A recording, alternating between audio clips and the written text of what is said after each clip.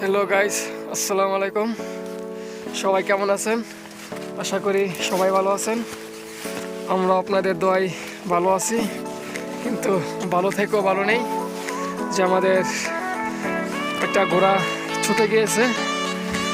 তার জন্য আমরা রেস্কিউ করতে আসছি, কিন্তু আমরা কোনোভাবেই ঘোড়া খুঁজে পাচ্ছি না।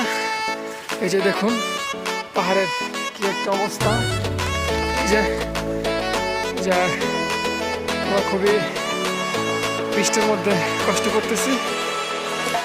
এই ঘোড়াটা আমাদেরকে খুবই জ্বালাচ্ছে, প্রতিদিনই ছুটে যায়, ছুটে পাহাড়ের মধ্যে আমাদেরকে হয়রানি করে।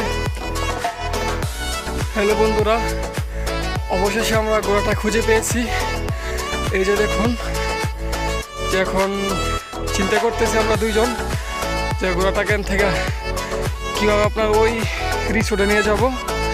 এই যে দেখুন বন্ধুর হাতে ঘোড়ার শিকল, সব কিছু ছিঁড়ে ফেলায় আসছে। সাথে থাকুন। যাইতেছে অপর সাইডে আর আমি অপর সাইডে।